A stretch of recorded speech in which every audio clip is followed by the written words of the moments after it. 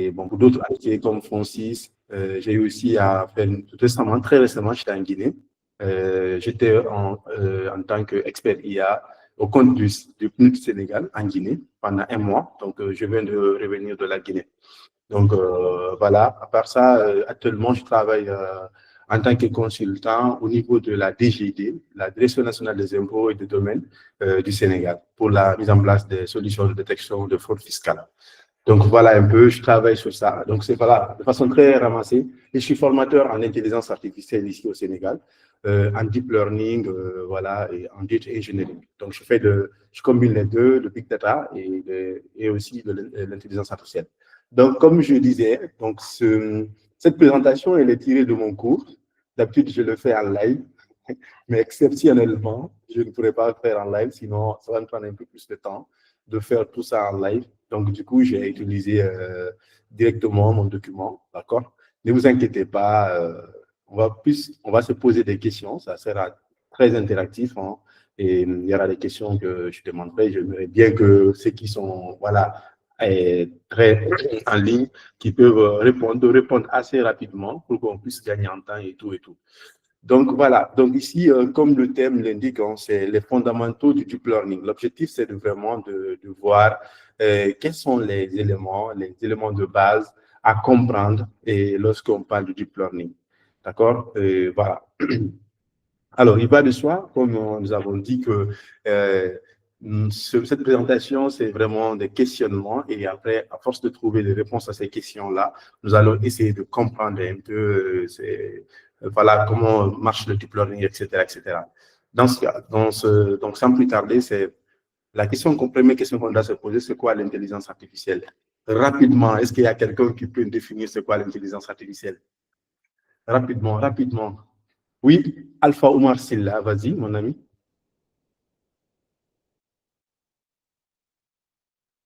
Tu peux aller, ensuite tu peux activer ton micro, vas-y rapidement. Ou bien non pas la possibilité d'activer le micro. Bon, Alpha Omar Non, on Silla. va répondre ici. Ok, Ok, bon, ok. ceux qui veulent répondre, ils sont en Guinée, je salue tout le monde, ceux qui sont là-bas. Voilà, si vous pouvez répondre là-bas rapidement. Ok, rapidement, l'intelligence artificielle, c'est l'ensemble des techniques qui permettent aux machines de simuler les compétences humaines. Excellent. Voilà, donc en fait, voilà, c'est l'ensemble des techniques, les process qui permettent de simuler l'intelligence humaine. Donc, voilà. Donc, ça, c'est une très bonne définition de l'intelligence artificielle. Il va de choix. Maintenant, en fait, c'est bien. Donc, ça veut dire quelque part, c'est de copier l'intelligence humaine pour la reproduire au niveau de la machine. C'est ça, l'intelligence artificielle. Sauf que ce process-là va nous permettre ici de faire ressortir deux grands ensembles. Mais en se posant encore une deuxième question, donc si l'intelligence artificielle, c'est le fait comment je vais dire ça, de simuler l'intelligence humaine. En fait, c'est qu'est-ce qui est à la base de l'intelligence humaine? C'est qu'est-ce qui est à la base rapidement de l'intelligence humaine? Allez-y, hein, rapidement. Qu'est-ce qui est à la base de l'intelligence humaine? Hein? L'apprentissage On apprend à partir de quoi? des données. Excellent. Donc voilà donc en réalité de la définition, c'est-à-dire c'est le fait de copier l'intelligence humaine pour avoir une intelligence artificielle. On part à travers ce process, le mécanisme-là, ça passe par l'apprentissage. Parce que nous-mêmes, notre intelligence est le fruit de l'apprentissage. On a appris à marcher, on a appris à parler, on a appris même à manger, on a appris à manger. D'accord? Donc tout ceci, ce sont donc toutes ces capacités-là, notamment marcher, ce sont des capacités qui sont obtenues d'intelligence, qui sont obtenues à travers l'apprentissage. Donc, notre ami Manfila Kanté, qui vient de répondre à la question, c'est-à-dire qu'en réalité, c'est l'apprentissage. Donc, le fruit en fait, l'intelligence est le fruit de l'apprentissage. Mais pour apprendre, il faut l'information, il faut la donner. D'accord? Donc, on apprend soit à travers un livre, on apprend soit à travers un professeur qui nous transmet l'information. Et cette information, on peut aussi la qualifier d'étant de la donnée. Donc, intelligence artificielle, si on fait un petit résumé, intelligence artificielle égale à apprentissage à travers des données. D'accord? Mais pour qui? bon, pour l'être humain, quand on prend l'intelligence même naturelle, est obtenue à travers l'apprentissage. Donc, dans l'équation de l'apprentissage et de l'intelligence, il y a ce qu'on appelle la donnée, il y a ce qu'on appelle l'apprentissage et ce qui donne l'intelligence. Maintenant, dans le cadre de l'intelligence artificielle, ici, l'intelligence n'est pas pour l'humain, c'est pour la machine. Donc, c'est pourquoi, dans notre équation, on va retrouver la donnée d'une part, la machine de l'autre côté, et l'algorithme. L'algorithme, c'est le mécanisme d'apprentissage. Donc, l'intelligence artificielle, en réalité, c'est le regroupement de ces trois ensembles. L'information, comme pour l'être humain, pour qu'il puisse apprendre, il faut qu'il y ait l'information, il faut qu'il y ait l'être humain lui-même, et il faut qu'il y ait le process d'apprentissage. On ne peut pas déchirer, en déchirant un livre, apprendre. Donc, il faut que ce mécanisme-là de transmission ou d'apprentissage, qui va le permettre d'apprendre. Par exemple, si on apprend un enfant à marcher, il faut certainement le tenir le bras et le faire, faire des pas, et jusqu'à ce qu'il soit capable de marcher. D'accord. Donc, ici, quand on parle maintenant d'intelligence artificielle, on va vraiment revenir sur ça. Mais là, ce n'est plus fait pour l'humain, c'est pourquoi on parle de l'intelligence, au lieu que ce soit naturel, qu'on parle de l'intelligence artificielle. Donc, les données, plus la machine, plus le mécanisme d'apprentissage ou algorithme, comme vous voulez, ce qui va nous permettre d'avoir de l'intelligence artificielle. Voilà donc la définition de l'intelligence artificielle. D'accord? Maintenant, bon, subitement, en définissant l'intelligence artificielle, ce qu'on a fait, bon, j'essaie de peu de zoomer. Voilà. Subitement, quand on a parlé de l'intelligence artificielle, on a voilà, parlé. Mais selon vous, est-ce que c'est l'humain seulement qui est intelligent? Rapidement, hein, les gars, on n'a pas de temps à faire là. On a 1 heure. Ça doit aller vite là. Quelqu'un pour répondre à la question? Bon, ceux qui sont comment je vais dire ça? Ceux qui sont là-bas, voilà. Je peux? Oui, allez-y, Kanté. La question, c'était de savoir si c'est l'humain seulement qui est intelligent, c'est ça? Oui, c'est ça. Bon, je dirais non, c'est pas seulement que l'humain qui est intelligent, Ouais. parce que peut-être il y a d'autres êtres qui ne sont pas peut-être des êtres humains, mais qui ont aussi, genre, tu vois, l'intelligence, qu'on peut appeler aussi de l'intelligence. Excellent. Je suis totalement d'accord avec vous. Donc là, d'où la question. Maintenant, qu'est-ce qui va pousser bon, en fait, la question qu'on se pose là, c'est comme si c'est une question banale, mais c'est une question très, très légitime. Parce que si on doit créer une intelligence artificielle, il faut créer la meilleure des intelligences artificielles.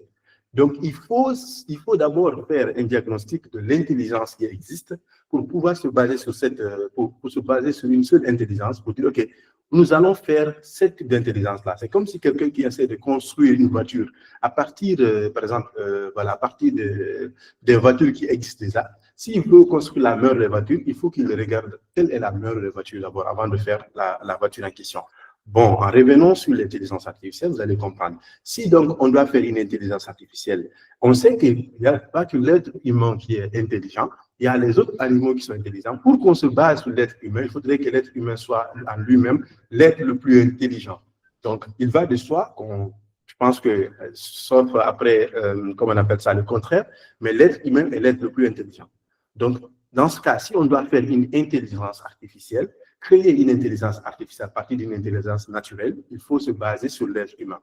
Donc, voilà. Donc, vous allez comprendre que quand on se base sur l'être humain, selon vous, est-ce que c'est la main qui fait que l'être humain est l'être le plus intelligent ou bien qu'est-ce qui fait l'intelligence de l'humain par rapport à son organisme et tout ça? Qu'est-ce qui fait? Où c'est l'intelligence? Oui, Daniel fait le mot. Allez-y, s'il vous plaît. Bon, alors pour moi, c'est le cerveau. Excellent, c'est le cerveau, d'accord? C'est le cerveau, la partie voilà, qui gère l'intelligence. Le pourquoi, regardez, c'est simple. Si on coupe la main de quelqu'un, il ne va pas pour autant arrêter d'être intelligent. Si on coupe le pied, il va continuer à être intelligent. Un aveugle est intelligent, on est d'accord. Donc tout ceci, ça montre que c'est au niveau du cerveau. Bon, quand on coupe le cerveau, voilà, je ne vous le conseille pas de le faire. Ne vérifiez pas cette hypothèse-là. Mais en tout cas, l'intelligence, il n'y aura plus d'intelligence. En fait, l'intelligence se trouve dans le cerveau. Alors, pourquoi aller sur le cerveau? Donc, avant nous, donc des chercheurs qui voulaient faire de l'intelligence artificielle se sont posés les mêmes questions. Parce que, bon, quand on regarde, on va voir par rapport à la évolution de l'être humain, on a eu plusieurs étapes, plusieurs révolutions. Notamment, l'être humain au centre de tout, c'est au moment où on faisait l'esclavage. C'est-à-dire qu'on prend les gens parce que l'être humain, il faut travailler pour vivre. Sinon, on ne peut pas vivre sans travail. Donc, pour faire son travail, j'aime bien faire une fameuse équation. C'est-à-dire que, là, je pense que, voilà, je fais l'équation là, ici, je vais supprimer. On a l'être humain, le travail, et le travail est fait par l'être humain, le H. Bon, après, on a eu une révolution, une évolution. On est allé, grâce à cette révolution qu'on appelle souvent la révolution industrielle, le travail maintenant se fait à travers l'être humain plus la machine. Donc ici, voilà une nouvelle révolution. Donc, pour quitter de cette révolution-là, c'est-à-dire que on a fait, les gens, ils ont compris que l'être humain, il est très fort, il est capable de faire beaucoup de choses. Ils ont fait travailler l'être humain. Maintenant, en fait, après ça, il y a la révolution industrielle. L'être humain tombe malade, il y a beaucoup de défauts. Et voilà, parfois, il peut mourir, etc. Ils ont créé machine plus l'être humain. Là, en fait, c'est plus productif, on a beaucoup plus de résultats. Donc, après ça, on est allé à une nouvelle révolution. Cette dernière révolution, c'est la machine au centre de tout, c'est-à-dire la machine qui est autonome. Donc, pour pouvoir faire rendre la machine autonome, ce qui rend l'être humain autonome doit rendre la machine autonome. Donc, c'est l'intelligence qui rend l'être humain autonome. Donc, maintenant, actuellement, nous sommes dans une nouvelle révolution qui a débuté il y a très longtemps, où on a cherché à rendre la machine autonome. Si ça met la machine qu'on fait le travail, pourquoi pas la machine à elle seule puisse faire le travail? Donc, voilà un peu d'où la nécessité de créer une intelligence artificielle. Parce que c'est quand on parle souvent de l'intelligence artificielle, beaucoup ont tendance à comprendre que l'intelligence artificielle date il y a 2021 avec ChatGPT. Non, l'intelligence artificielle date il y a des années 50, des années voire 40, avant, de 1940-1950. Donc, l'intelligence artificielle, la notion de l'intelligence artificielle a débuté à partir de là. Et ces questions que nous sommes en train de poser sont des questions assez légitimes. D'accord? Parce que ce sont des questions qui nous renvoient sur la réflexion, sur comprendre comment les choses ont évolué, comment les choses ont commencé et comment les choses ont abouti. Parce que si on n'arrive pas à se poser des questions sur comment et pourquoi, etc., on ne peut pas comprendre d'où ça vient et pourquoi c'est venu et comment ça a évolué. Donc, on a compris que, bon, voilà, l'objectif ici, c'est de rendre la machine autonome. Et pour faire cela, ils ont regardé l'être le plus intelligent. Et ce travail-là, ce n'est pas nous qui l'avons fait. Bon, les gens qui ont fait ce travail, il s'agit de Walter et de Warren, vers les années 1940. D'accord? Voilà, on va voir pourquoi ils l'ont fait, etc. Et voilà, comment ils l'ont fait aussi. Maintenant, bon, comme on a vu que d'abord, il faut créer une intelligence artificielle, il faut utiliser l'apprentissage, faire de sorte que la machine puisse apprendre et pour avoir de l'intelligence artificielle. Parce que pour qu'un être humain puisse avoir de l'intelligence, il faut qu'il puisse passer par le processus de l'apprentissage. Comme on aime le dire, personne n'est né savant. Donc maintenant, ce qui s'est passé, les gens se sont dit, OK, ici, l'objectif, c'est de créer une intelligence artificielle. On a compris que pour pouvoir avoir une intelligence artificielle, il faut juste la donner, l'information et l'apprentissage et apprendre. Donc, apprendre. Et donc, l'être humain, il a l'intelligence artificielle. Pour la machine aussi, c'est pareil. Donc, il y a des gens qui se sont dit maintenant, OK, d'accord, nous allons faire ce travail-là. On va voir comment on va faire apprendre à la machine. Donc, chacun de son côté, c'est comme ici, chacun de son côté, quand on a trouvé quand même ce qu'il faut faire, chacun cherche à faire quelque chose pour pouvoir faire apprendre à la machine. Donc, il y a certaines personnes qui ont utilisé des méthodes probabilistiques, des statistiques, des mathématiques. Ils ont appelé cette partie-là, bon, l'apprentissage machine, simplement. Parce que l'objectif, c'est d'avoir l'intelligence artificielle. Et qu'est-ce qu'il faut faire? Il faut que la machine puisse apprendre. Apprentissage machine. C'est pourquoi on appelle ça le plus souvent machine learning.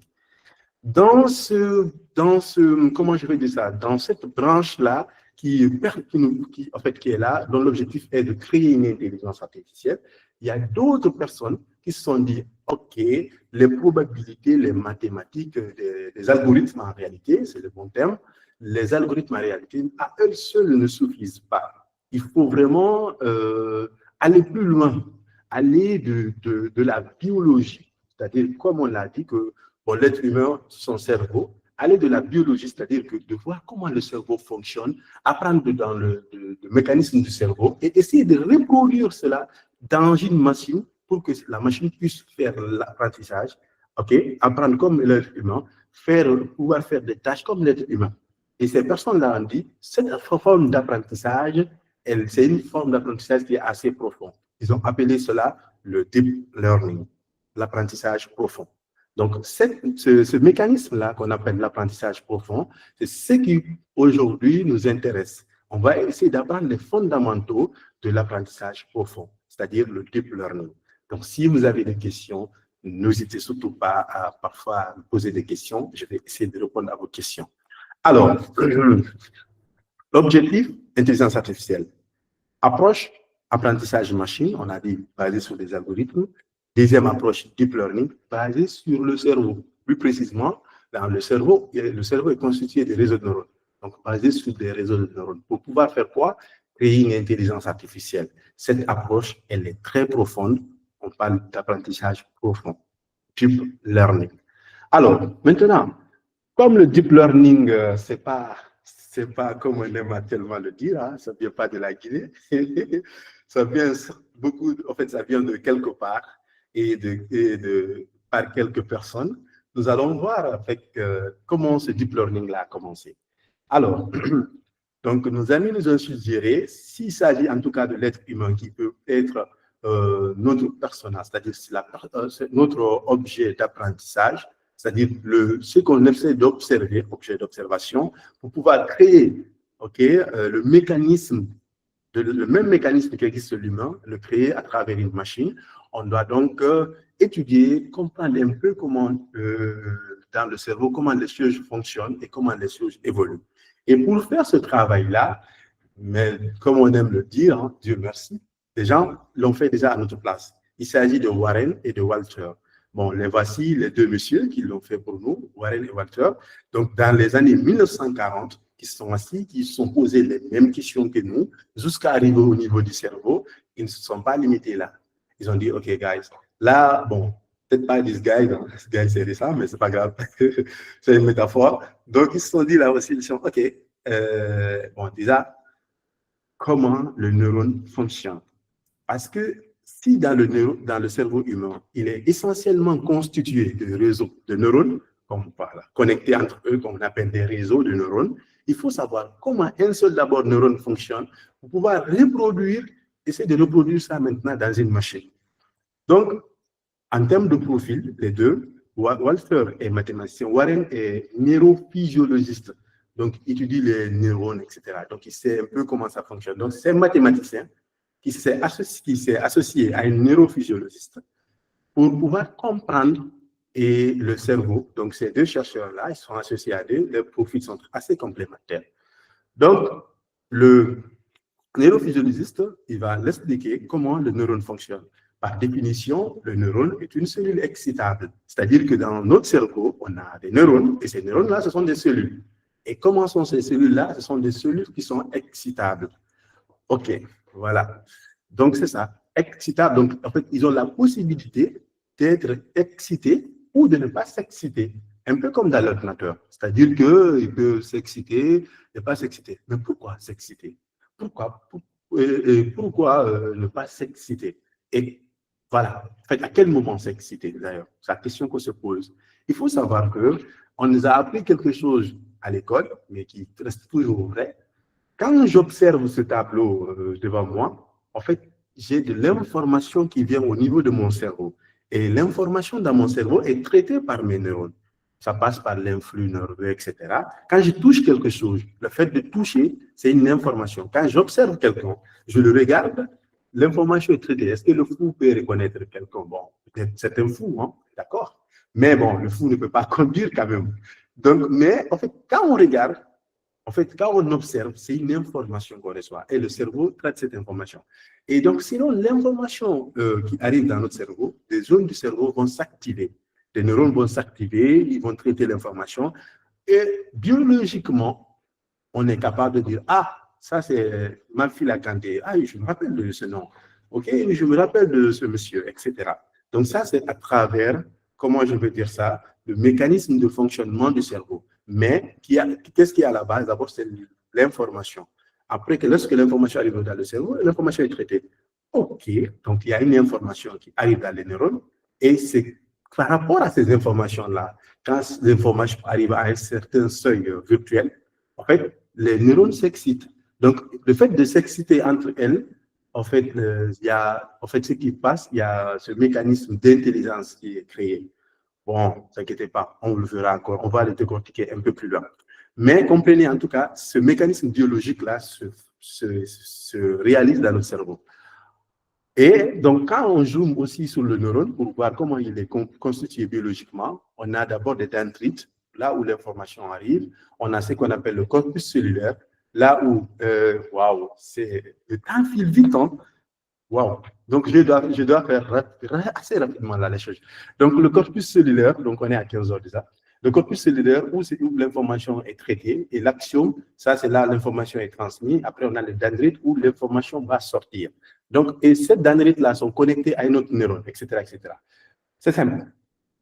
Ce que Warren il a fait, Walter, autant pour moi, Walter Pitt, il s'appelle comme ça. En fait, il a dit, OK, donc si c'est l'information qui arrive dans un neurone, en fait, il faut qu'on peut modéliser cela, on peut transformer cela. Donc, on peut modéliser, c'est-à-dire faire un modèle mathématique de la chose. On dit que, bon, l'information qui arrive, comme on ne connaît pas l'information à l'avance, il s'agit d'un inconnu. En mathématiques, si on ne connaît pas une information, on l'appelle X. Donc, on a un X inconnu et voilà. Donc, l'information, il a juste dit, je ne sais pas qu'est-ce qui arrive dans le neurone. De toute façon, c'est des signaux. Moi, j'ai des inconnus. Quel type de signaux? Est-ce qu'il a regardé quelqu'un, c'est les signaux-là qui arrivent? Est-ce qu'il a touché, etc. Donc, on a X, il a appelé ça X. Et selon l'information, il met X1, X2, X3, etc. Et ici, on a ce qu'on appelle le biais. Le biais, par exemple, imaginons que l'information, on donne à un enfant, on montre une femme et un homme à un enfant, on lui demande de faire la distinction entre un homme et une femme. Ce qui va se passer l'enfant va regarder la femme, il va regarder des parties de la femme, comme le visage par exemple, la tête, etc. Ça va constituer des informations. Donc ces informations-là, on peut considérer ça comme X. Par exemple, la tête de la femme, est-ce qu'elle a des cheveux, est-ce qu'elle n'a pas de cheveux? Le menton, est-ce qu'il a des barbes ou n'a pas de barbe? La poitrine, etc. Donc ici, ça constitue des informations. Maintenant, ici, ce sont les X. Le biais, c'est qu'il y a des femmes qui peuvent avoir des barbes. Et Y, après avoir récupéré toutes les informations, la décision finale qu'on prend, c'est ce qu'on appelle le Y ici. Donc, en faisant cela, on vient de reproduire en quelque sorte comment le neurone comment le neurone fonctionne. La transmission d'informations dans un neurone, on vient de reproduire cela. Maintenant, donc c'est ce qui se fut fait dans les années 1940. Ils ont essayé de modéliser un neurone. Donc, quand vous parlez de deep learning, là, si vous voulez parler de ChatGPT, parler de Mistral, etc., ils ont tous quelque chose en commun. Ce sont des réseaux de neurones artificiels. Donc, ces réseaux de neurones, voici un neurone artificiel. Ça, c'est un neurone artificiel qui est là, qui est représenté comme ça, qui reçoit le nombre d'informations qui arrivent, qu'on appelle les X, et qui a un biais. Bon, on met un biais par défaut et qui va faire sortir une prédiction à la fin. Alors, donc, après ce travail-là, ce qui s'est passé, en fait, ils ont dit que, bon, dans le cerveau, quand on part plus loin, il y a quelque chose qui se passe dans le cerveau qui est extraordinaire. On a une notion qui est très, très, très pertinente. En fait, par exemple, aujourd'hui, si je vous montre deux villes du Sénégal, pour des gens qui n'ont jamais été au Sénégal, je vous montre des villes du Sénégal, voilà, plusieurs images, par exemple, de deux villes, plusieurs images sur des parties des deux villes, etc. D'accord? Vous n'avez jamais été au Sénégal. Ce que votre cerveau va faire, il va essayer d'apprendre à reconnaître des caractéristiques de distinction de ces villes-là. Donc, l'intelligence même commence par là. C'est-à-dire que notre cerveau est capable de parceriser, c'est-à-dire d'arrêter des caractéristiques. Aujourd'hui, si on vous demande de reconnaître une femme et un homme, c'est facile pour vous parce que vous connaissez, en fait, vous avez appris ça et vous avez déjà les caractéristiques qu'il faut. Donc, en réalité, quelque part, dans le cerveau, il y a une confrontation entre l'information et les caractéristiques. C'est-à-dire que la décision et le jugement effectué entre l'information et les caractéristiques. Voilà. Donc, bon, je vous donne par exemple quelqu'un qui n'a jamais vu comment on appelle ça, qui n'a jamais vu pièce, par exemple. Vous ne connaissez pas pièce, on est d'accord. Vous n'avez jamais vu, par exemple, ici, que là, on appelle Jigensor.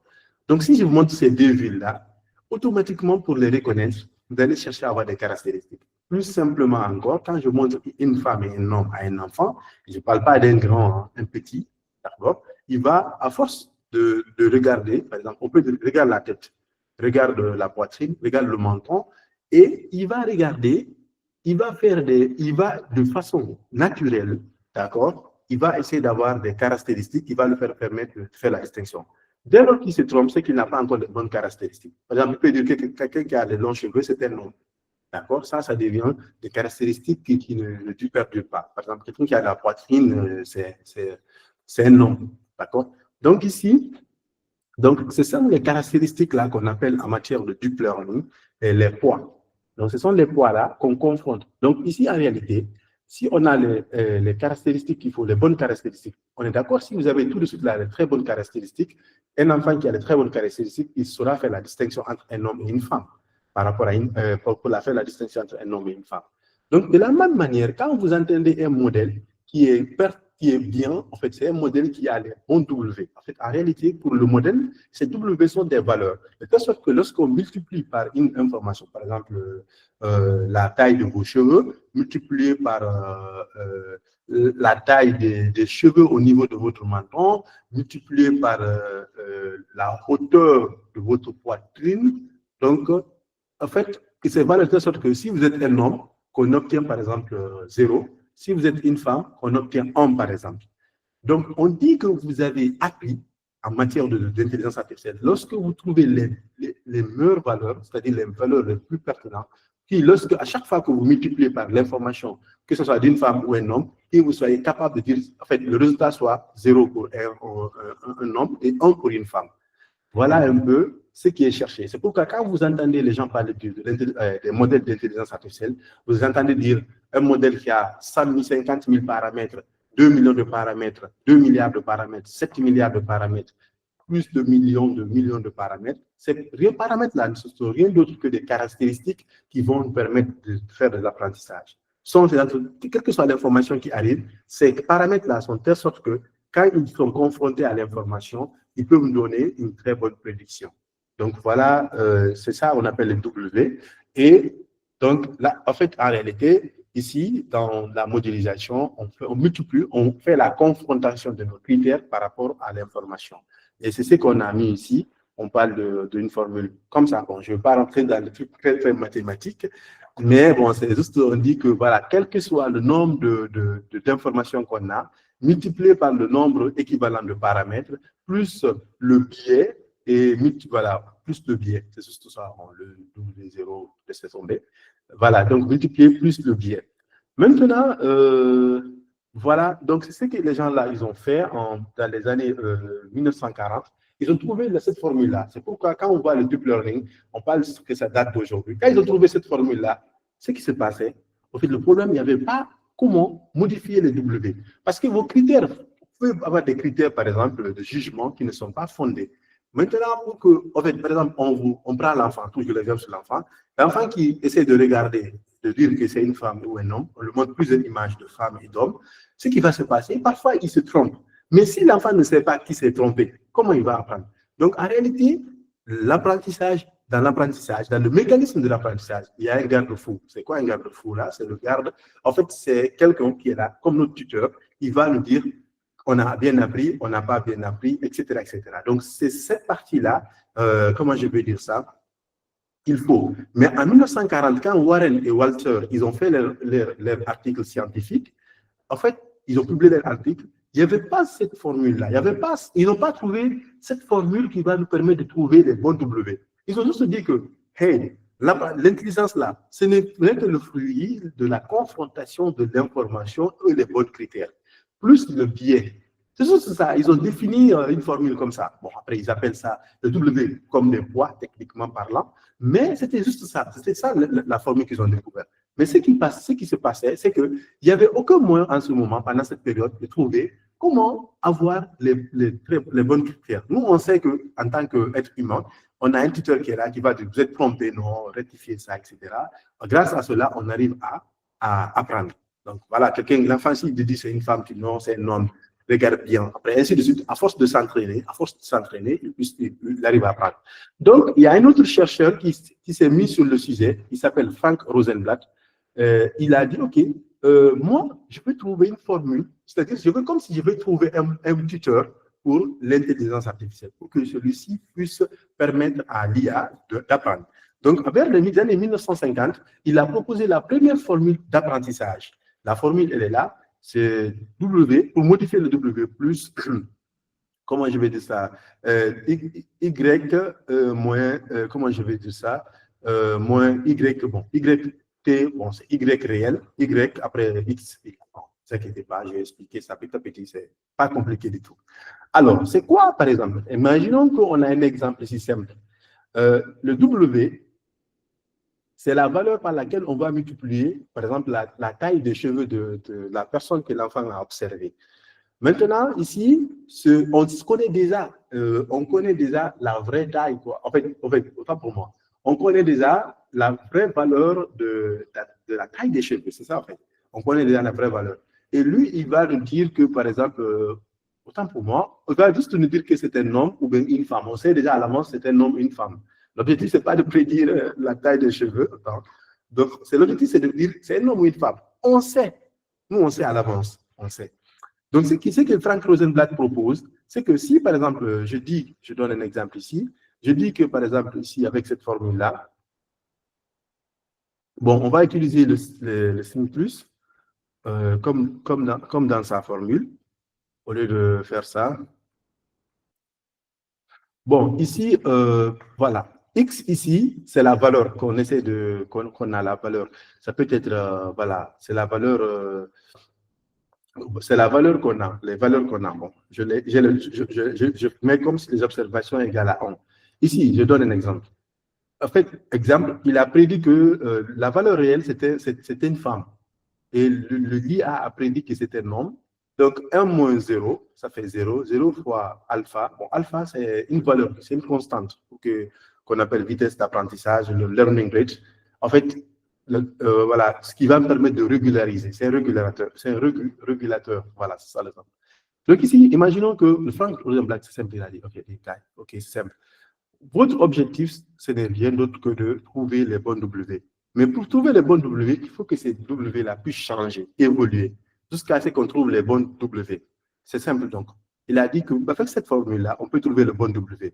Donc, comment? Si je mets Y réel, par exemple, c'est une femme, et Y prédit, le modèle, notre intelligence artificielle a prédit que, par exemple, c'est une femme, c'est un homme. Donc, on a 1 moins 0. 1 pour la femme et 0 pour l'homme, d'accord? Pour être, voilà. Donc, 1 moins 0, ça fait 0, multiplié tout partout, ça fait 0. Donc, ce qui va se passer, alpha, en fait, 1 moins 0, ça fait 1, multiplié par alpha, ça fait alpha, donc ça fait W plus alpha. C'est-à-dire que la valeur de W va évoluer, elle va changer.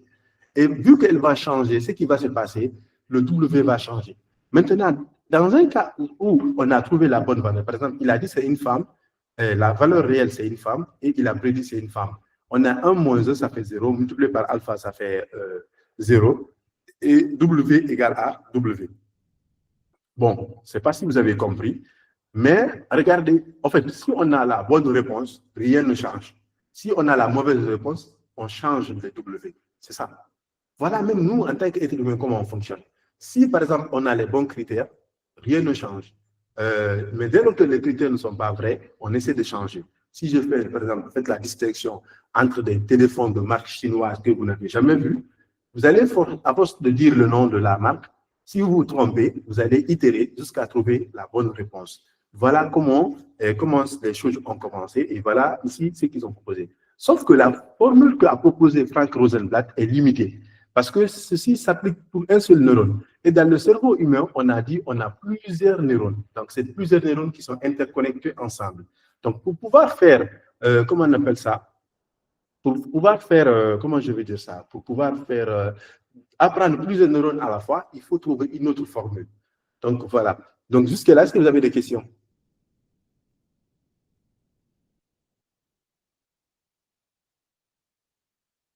OK. Voilà. Donc, on a vu comment on peut changer les W, mais pour un seul neurone. Ici, l'objectif, ce n'est pas de faire pour un seul neurone, mais c'est pour faire pour plusieurs neurones. J'ai fait exprès de sauter une partie dans le schéma d'un seul neurone. Il y a ce qu'on appelle les fonctions d'activation. Je n'avais pas expliqué cela, mais je vais vous expliquer, vous allez voir. Donc, guys, si vous devez aujourd'hui voir les fondamentaux de l'intelligence artificielle, du deep learning bien sûr, comprenez que d'abord le deep learning est basé sur des réseaux de neurones artificiels. Ça, c'est la première des choses qu'il faut savoir. La deuxième des choses, il y a à peu près 3 notions les plus importantes dans les trucs, comment je veux dire ça, dans l'architecture des réseaux de neurones. C'est-à-dire que quand on a des réseaux de neurones, qu'est-ce qui est plus important? Artificiel. On a l'information qui arrive, qu'on considère comme X, et une autre information qu'on appelle le biais. Donc, ça, c'est les informations. Donc, il y a la partie information. Il y a la partie aussi poids. Poids, c'est plus les critères.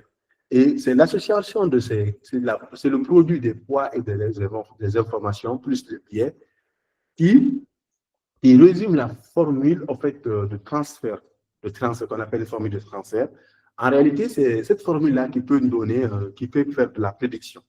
Maintenant, dans cette formule-là, il y a une autre formule qu'on a oubliée pour faciliter la prédiction. Il y a une autre formule qui permet de faciliter la prédiction. Cette formule-là, on appelle ça les fonctions d'activation. C'est ces fonctions-là qui vont nous permettre comment je vais dire ça, de reproduire en réalité l'excitation du neurone ou de ne pas s'exciter. Parce qu'on a dit que c'est à partir d'un seuil qui va s'exciter et à partir d'un autre seuil qui ne s'excite pas. Maintenant, pour reproduire ça, ils ont introduit ce qu'on appelle une fonction d'activation. Mais cette fonction d'activation-là, on peut la comprendre facilement. Il y en a plusieurs, hein. Il y a beaucoup de fonctions d'activation. Après, la question qu'on se pose, c'est quoi encore cette fonction d'activation? Une fonction d'activation, en réalité, va vous faciliter la prédiction. On va faire un exemple terre à terre. Imaginez que, par exemple, de la même manière, je donne à un modèle d'intelligence artificielle basé sur le réseau de neurones de faire une prédiction et je vous donne la même prédiction à faire. Par exemple, si je dis, devinez mon âge. Devinez mon âge, ça vous donne beaucoup de possibilités. De pouvoir, en fait, beaucoup de possibilités pour deviner mon âge. Bon, ne vous fiez pas sur mon visage. C'est comme si vous ne m'avez jamais vu. Vous avez juste vu mon nom. Vous pouvez dire que j'ai 100 ans. Rien n'exclut. OK? 110 ans, rien n'exclut. Maintenant, qu'est-ce que, en fait, donc de la même manière que vous, le modèle aussi va dire la même chose. Parce que le Y qui va prédire là, ça peut dire 100 ans, 150 ans, 30 ans, il peut prédire tout ce qu'il veut. Bon. Maintenant, qu'est-ce qui change? En fait, qu'est-ce que je peux vous dire, par exemple, qui peut faciliter en fait, votre prédiction, votre capacité à bien prédire? Et qu'est-ce que je peux faire de la même manière pour l'intelligence artificielle, le modèle, pour augmenter la capacité de prédiction du modèle, de la même manière que vous? C'est simple. Si je vous dis, bon, ne vous fatiguez pas, mon âge se trouve dans l'intervalle, par exemple, hein, l'intervalle de 20 à 30. Donc, mon âge se trouve dans l'intervalle de 20 à 30. Quand je dis cela, je vous ai facilité, j'ai diminué les possibilités et je vous ai facilité la possibilité de trouver rapidement le bon résultat. Donc, en fait, là, vous êtes vraiment, c'est beaucoup plus facile pour vous au lieu de deviner comme ça. Donc, de la même manière que vous, les fonctions d'activation vont faire la même chose pour les modèles. C'est-à-dire que les fonctions d'activation vont transformer des valeurs continues en des valeurs linéaires. C'est-à-dire qu'il va transformer des valeurs, en fait, des valeurs qui étaient infinies en des valeurs qui sont dans un intervalle bien défini. Donc, par exemple, vous allez voir des fonctions d'activation comme le sigmoïde, comme on appelle le sigmoïde, qui va transformer des valeurs en des probabilités, quelle que soit la valeur. Donc, parce que le calcul qui est là, qui est fait ici, cette multiplication-là donne des valeurs presque infinies. Ça peut donner n'importe quelle valeur. Donc, il y a une infinité de possibilités. Mais avec une fonction d'activation, par exemple, ça va nous donner des valeurs, en fait, dans un intervalle bien défini. Ici, par exemple, je parle de sigmoïde, c'est de 0 à 1. Toutes les valeurs qui seront prédites seront dans l'intervalle-là. Vous avez le ReLU qui est beaucoup utilisé, utilise le max, c'est soit c'est 0, c'est soit c'est positif. Donc, ici c'est beaucoup plus, Si c'est de part et d'autre, on a infini. Donc voilà, donc ça, on appelle ça des fonctions d'activation. Donc si vous devez les comprendre, ce sont des fonctions qui vont nous permettre de faciliter la prédiction. Si vous voulez vous essayer, c'est juste de donner à X n'importe quelle valeur que vous voulez, si vous voulez donner 1 million, quelle que soit la valeur que vous donnez, et vous faites le calcul là, exponentielle de moins 1 million par exemple, 1 plus exponentielle de moins 1 million, il va toujours vous donner une probabilité. Voilà donc ce qu'on appelle une fonction d'activation. Comme je disais, si vous avez toujours des questions, surtout n'hésitez pas. Il y a le tangente H, il y a le relu, et sur Wikipédia, vous pouvez voir toutes ces formes de fonctions d'activation-là et leur intervalle. Maintenant, donc, on a expliqué la notion de fonction d'activation, mais on n'a pas encore résolu, c'est-à-dire on s'est facilité la prédiction, mais on n'a pas encore résolu l'apprentissage. En fait, comment? Parce que sans tuteur, on ne peut pas. Donc, notre modèle aujourd'hui, pour un seul neurone, on a un tuteur. Et dans le cerveau, on a plusieurs neurones, comme ça, par exemple, qui sont interconnectés, comme ça. Dans le cerveau, je peux aller voir une image, on a plusieurs neurones, d'accord, interconnectés dans le cerveau. Donc, on n'a pas encore trouvé une formule qui permet de faire apprendre à plusieurs neurones ensemble. Donc, ici, ce qui s'est passé, d'abord, quand vous prenez des réseaux de neurones, avant de venir aux travaux, vous allez voir dans ce réseau de neurones-là qu'on a, dans un ensemble de réseaux de neurones, pour le modèle, on a les entrées, les couches de neurones. Bon, on parle plus de couches ici. La couche d'entrée, une couche, c'est quoi? C'est une superposition de neurones, d'accord? Et on a les couches cachées. Souvent, on dit les couches cachées parce qu'on peut avoir une couche ou plusieurs couches cachées. Et on a la couche de sortie. C'est quoi une couche? J'ai dit, c'est une superposition, si vous voulez, de neurones non interconnectés. Le neurone là et ces neurones-là, vu qu'ils sont dans la même couche, ils ne vont pas être interconnectés. Ces neurones-là et ces neurones-là, vu qu'ils sont dans la même couche, ils ne vont pas être interconnectés. Donc, voilà un peu. Donc, ici, par exemple, et chaque neurone, ici, il a ses critères. Chaque neurone a ses critères. Selon l'information qui arrive. Parce que l'information qui va arriver dans un neurone, le neurone va évaluer cette information à travers ses critères. Donc, autant d'informations qui arrivent sur le neurone, autant de critères pour évaluer ces informations-là, pour filtrer, pour les confronter. Arrêtez, c'est le mot confronter les informations. Donc, ici,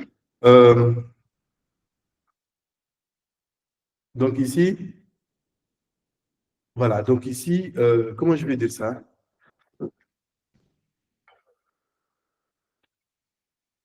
Donc ici, on a des confrontations.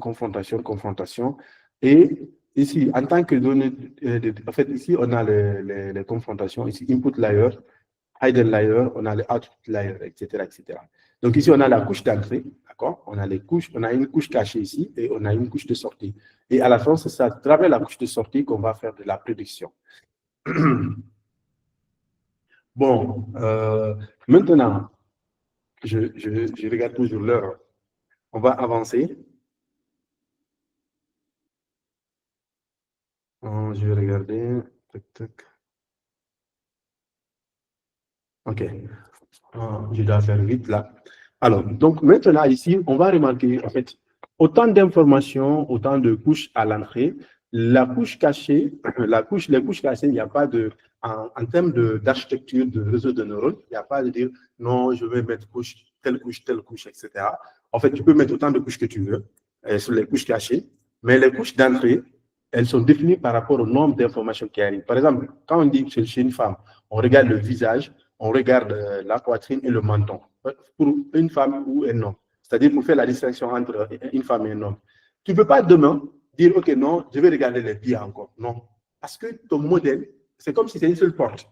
Et cette porte-là, toutes les informations qui arrivent doivent passer par cette porte-là. Et toi, tu vas pas venir changer la dimension de la porte comme tu veux. Sinon, ça peut créer des confusions. D'accord? En fait, le modèle ne va plus s'en sortir parce qu'il ne s'est pas évalué. Il n'a pas trouvé les critères pour évaluer les pieds. Et demain, toi, tu envoies les pieds. Après-demain, tu envoies des habits. Ça n'a rien à voir. Donc, c'est pourquoi la couche d'entrée, elle est en fonction de la couche. En fait, la couche d'entrée, elle est en fonction de la dimension des données.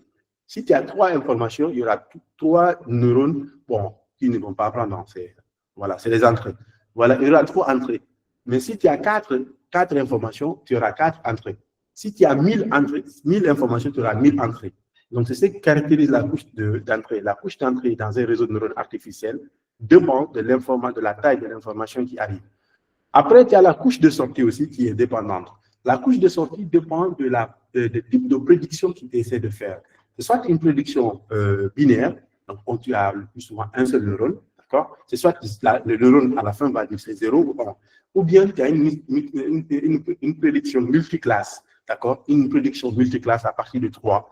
Là, tu peux avoir 3 neurones, 4 neurones, 5 neurones, 6 neurones, 7 neurones, 10 neurones. Et donc ici, la couche de sortie dépend du type de prédiction qu'on veut faire, d'accord? Alors, donc voilà un peu. Maintenant, toujours, on n'a pas encore résolu notre problème. Donc, c'est vers les années 1987, avec les travaux de Jeffrey Hinton, qui nous a en fait permis de pouvoir entraîner tous les modèles. C'est-à-dire que pas un seul neurone, mais pour tous les réseaux de neurones en même temps. Donc, qu'est-ce que lui, il a dit? En fait, il a utilisé une formule qui existait déjà, qu'on appelle la formule de la descente de gradient. Et la méthode qu'il a introduite, c'est Jeffrey Hinton. Jeffrey Hinton est un chercheur qui a été directeur de recherche à Google, d'accord? Qui a aussi été directeur, si je ne me trompe pas, d'études pour l'autre là, Yann Lecan. Bon, après, voilà, partie, quand vous allez, ceux qui ont fouiné, ils savent déjà c'est qui Yann Lecan. Il a été aussi directeur de recherche, c'est Meta, il vient de quitter récemment. Donc lui, Jeffrey Hinton, c'est lui qui a mis en place la notion de backpropagation. C'est lui qui a introduit cette méthode-là pour pouvoir entraîner tout l'ensemble des réseaux de neurones pour que, en fait, tous nos neurones en même temps puissent apprendre en même temps. C'est-à-dire qu'ils puissent voilà, rectifier, apprendre, etc., etc. Alors, donc maintenant, en fait, cette notion de backpropagation, si on essaie de voir cette notion-là, on va voir un peu comment un neurone il arrive à apprendre.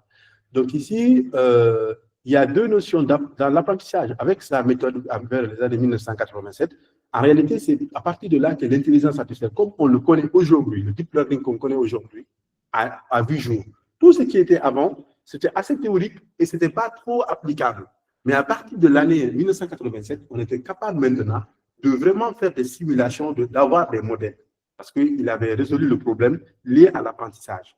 Maintenant, comment il a fait ça? En fait, c'est en deux temps. Il y a d'abord ce qu'on appelle backpropagation, c'est la méthode phare qui manquait, parce que le feed-forward, il y a aussi une autre méthode, le feed-forward, dans le cadre de l'apprentissage. Si je veux vous montrer cela, c'est simple, je vais juste aller sur, si j'allais sur ça, je vais dire training, deep learning, modèle, voilà.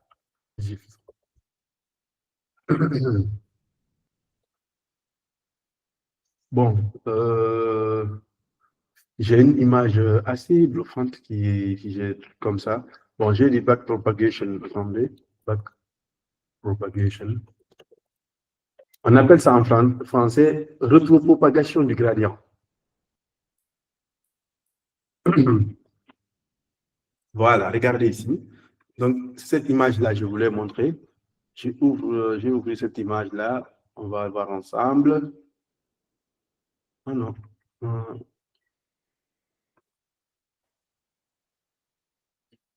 Ok, je vais zoomer un peu pour que vous puissiez bien voir l'image. Bon, il y a des images où on a regardé. Ça, c'est ce qu'on appelle le backpropagation. Mais j'ai d'autres images qui sont plus cool. Et j'aime bien la... Donc, alors...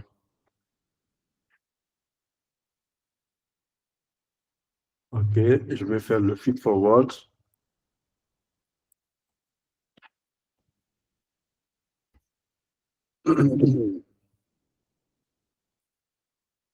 Donc, en fait, en réalité, c'est comme chez l'être humain. Ce qui se passe, par exemple, quand un modèle d'intelligence artificielle, par exemple, il voit une image, un chiffre, etc., ce qui va se passer, l'information, en fait, c'est comme quand on voit regarder une femme, par exemple, voilà, voici, par exemple, un exemple très parlant. On voit 7, quand on voit 7, ce qui va se passer, en fait, Pour nous, l'être humain, on voit 7. Et l'information est traitée de façon très naturelle, biologiquement, dans notre cerveau. Ce qui va nous permettre de dire c'est 7. On est d'accord? Avant, on ne savait pas faire la différence entre 1 et 7. On est d'accord? Maintenant, on sait faire la différence entre 1 et 7. Donc ici, ce qui va se passer, de la même manière que nous, le modèle aussi ne sait pas faire la différence. Comment je vais dire ça? Voilà, le modèle, en fait, lui aussi, il a besoin de traiter l'information entre 1 et 7. Donc ici, il va prendre le 7, il va passer dans chaque neurone et chaque neurone va essayer de faire sa prédiction. Après, il va essayer de prédire est-ce qu'il s'agit de 7, est-ce qu'il ne s'agit pas de 7. Entendez, j'enlève ça ici. Donc ici, par exemple, on a 7 et 7 là, le 7, il est partagé, on donne ça au modèle et le modèle va essayer de dire est-ce que c'est 7 ou pas 7. On nous donne 2, l'essai de trucs là. Donc, je ne suis pas rentré dans les détails, comment il arrive à décomposer 7, etc., etc. Mais sachez que quand il a une information comme vous, l'information va passer dans son cerveau et dans son cerveau, l'information va être traitée et il va essayer de dire qu'est-ce qu'il a vu. Donc, voilà ce qui est fait en première position. C'est ce qu'on appelle le feed forward, c'est-à-dire que toutes les informations, par exemple, rentrent dans le neurone et après, en sortie, on fait une prédiction. Maintenant, c'est que là où Jeffrey Hilton il a intervenu, c'est ici, en disant, OK, quand l'information sort là, on peut se tromper ou on peut prédire, on peut trouver la bonne réponse. Et maintenant, il faut, en fonction de la réponse trouvée, modifier l'ensemble des W. Modifier l'ensemble des critères que vous avez. C'est-à-dire qu'en fonction de la réponse que vous avez trouvée, on va modifier vos critères. Si les critères sont bons, on garde les critères. Si les critères ne sont pas bons, on modifie l'ensemble des critères. C'est ce qu'on appelle le back propagation. Donc, c'est ça le back propagation. Donc, comment il arrive à faire ça? Parce que là, je le dis théoriquement, mais en réalité, il faut qu'il y ait une formule, comme ce qu'avait fait Frank Rosenblatt. Il faut qu'il trouve aussi une formule pour pouvoir faire ce qu'on vient d'expliquer là. Donc, pour faire ça, on va revenir, on va voir. Donc ici, voilà, je viens ici dans mon SQL Draw. Donc ici, pour faire cela, Jeffrey Hilton a utilisé une formule qu'on appelle la formule de la descente de gradient. En réalité, cette formule dit quoi, en fait? Ici, on prend toujours le learning rate, c'est-à-dire le alpha, ici, ou bien en vitesse d'apprentissage ou régulateur, voilà, ça dépend comment vous l'appelez. Ici, il dit que, en réalité, la formule dit quoi? C'est un peu la formule de l'autre là, comment il s'appelle, de Frank Rosenblatt, mais bien plus améliorée. Il a dit c'est la variation de l'erreur sur la variation. Donc, la variation là, c'est plus la dérivée, d'accord? On va appeler ça variation. La variation de l'erreur sur la variation de W. Maintenant, moins le W. Je donne un exemple. On va faire un calcul simple. Si, en fait, le modèle, il passe l'information, par exemple, le modèle, il regarde, il prend toutes les informations. Il prend la taille des cheveux, la taille des cheveux au niveau du menton, la hauteur de la poitrine. Et après ça, en fait, ce qu'il prédit, on voit que quand il prédit, il rate complètement. C'est-à-dire que l'erreur est très grande. Donc, on a dit V, c'est la variation de l'erreur, divisée par la variation de W. Et on trouve que l'erreur est très grande. Par exemple, l'erreur, c'est 16 ici. En fait, sur la prédiction qu'il a eu à faire, il a eu comme erreur 16. Donc, il a eu 16 comme erreur. Bon, comment on calcule souvent cela? C'est simple. On regarde le nombre total de fois que vous avez essayé sur le nombre par rapport au nombre de bonnes réponses que vous avez trouvées. Donc, c'est juste ça. On divise là, on a l'erreur. Mais ici, on va dire, OK, ici, maintenant, ici, la variation de W, c'est 2, par exemple, ici. C'est-à-dire que les W, ils ont faiblement varié. Quand on divise 16 par 2, on aura 8. 8 multiplié par alpha, on a W moins alpha. Donc, on va modifier le W. On va essayer de trouver.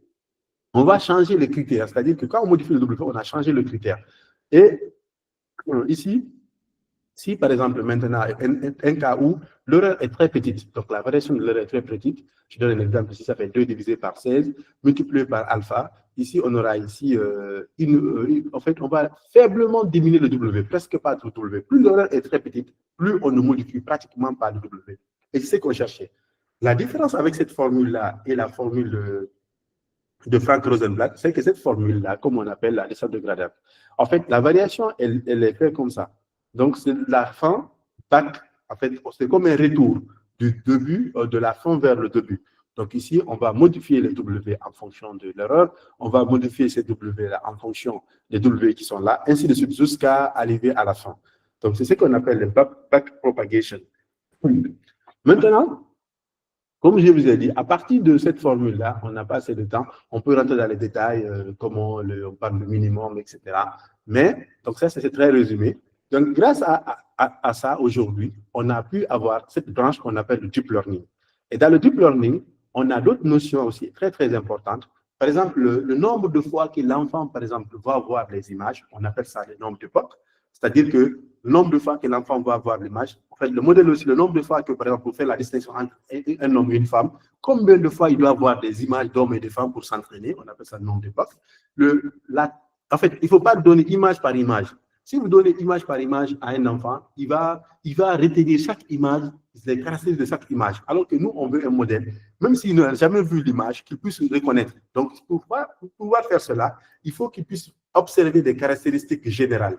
Donc, pour faire cela, en fait, on utilise ce qu'on appelle un échantillon. On lui donne un ensemble d'images. On ne donne pas une seule image, on donne un petit ensemble d'images qu'on appelle le batch dans le terme technique, pour pouvoir qu'il observe ça et qu'il essaie de dire, voilà, il y a telle femme, tel c'est un homme, tel c'est femme, tel c'est un homme. Par exemple, 5 images comme étant le batch, l'échantillon, 10 images comme échantillon. Comme ça, il ne va pas s'occuper de chaque image, mais il va plus s'occuper des caractéristiques globales de ces images-là. Et voilà, en grosso modo, un résumé de vraiment de l'aspect de la première couche de deep learning qui nous permet d'avoir aujourd'hui des réseaux de neurones. Et grâce à cela, on arrive à faire de translation, c'est-à-dire on arrive à faire des modèles de traduction, on arrive à faire des modèles de reconnaissance faciale, on arrive à faire des modèles de filtres qui vont filtrer les spans ou pas spans, on arrive à faire des modèles de test-to-speech, on arrive à, parce que tout ceci, en fait, tous ces mécanismes qu'on vient d'expliquer est basé sur le neurone, sur le cerveau. Et on sait que le cerveau est capable de traduire, par exemple, on est capable de traduire ce que je dis certainement une partie en Pula ou en Soussou en Malinké. Donc ça, le cerveau est capable de faire cela. Le cerveau est capable de faire de la reconnaissance de personnes. Donc là, en fait, donc un modèle aussi qui fonctionne de la même manière que le cerveau humain doit être capable de faire la reconnaissance. Donc cette branche-là, on l'appelle la reconnaissance, on parle de reconnaissance faciale. Ici, on est capable de parler. Donc les modèles aussi aujourd'hui sont capables de faire des tests de speech. On est capable de faire beaucoup de choses, d'utiliser de diagnostic médical, de regarder des images, etc., de tirer parti des informations dans les images, de tirer parti des informations dans le son, etc. Donc, tout ceci, de créer des voitures autonomes, tout ceci est fait grâce à cette partie de l'intelligence artificielle qu'on appelle l'apprentissage profond ou le deep learning. Donc, voilà un peu. Et pratiquement, pour faire cela, le deep learning, on a comment je veux dire ça, on a 2 frameworks qui permettent de le faire. Donc, en fait, tout ce qu'on a vu, les formules mathématiques là, quand vous faites de l'intelligence artificielle, vous n'avez pas forcément besoin, en fait, vous n'allez pas toucher à ça. Ça, c'est déjà codé. Déjà, ils ont programmé ces formules-là. C'est comme si vous mettez A plus B pour ceux qui savent coder. Ils ont déjà fait pour vous. En fait, vous avez une fonction qui s'appelle somme. À chaque fois que vous voulez faire la somme entre des nombres, vous allez juste appeler votre fonction somme. C'est la même manière ici. Donc, ils ont tout codé, ils ont mis, à chaque fois quand je vais créer un neurone, je vais juste utiliser la fonction qui permet de le faire. Si je veux créer des réseaux de neurones, je vais utiliser juste les fonctions quand je crée une couche, je crée des couches, etc., etc. Si je veux entraîner le modèle, je vais juste appeler la fonction qui permet de le faire. Tout ça, c'est fait grâce à ces frameworks-là. Parce que s'il fallait moi-même faire tout ce que je viens d'expliquer là, et vous aussi faire la même chose, on allait pouvoir difficilement travailler ensemble et ça allait être difficile pour moi de reprendre les travaux que vous avez eu à faire. Donc, pour cela, ils ont mis en place 2 frameworks les plus utilisés qu'on appelle TensorFlow, qui a été créé par Google, et d'autre part, on a PyTorch, qui a été créé par Facebook et qui se concurrencie un peu. Aujourd'hui, presque, ils sont un peu préfusionnés avec les nouvelles versions de TensorFlow qui intègrent PyTorch. Donc ici, grâce à ces frameworks-là, pour ceux qui ne savent pas c'est quoi un framework, c'est un outil, d'accord? Au lieu que vous créez, comme je disais là, vous-même les choses, en fait, vous pouvez juste utiliser ces frameworks-là pouvoir faire des modèles d'intelligence artificielle. Je ne sais pas si le temps nous permet. Si le temps nous permet, je peux vous montrer dans mon notebook, présenter Google Colabs. Sinon, je pourrais que me limiter là. Je pense qu'on a dépassé de 10 minutes. Genre, je ne sais pas c'est qui le modérateur. Voilà, je pouvais aller sur notre notebook. On va faire un cas pratique rapidement, mais bon, le temps nous fait défaut. Donc, c'est un peu ça. Si vous avez des questions, je pourrais essayer de répondre à vos questions. Merci. Je vois des gros bonnets ici. Il y a Saïd. Allez, merci.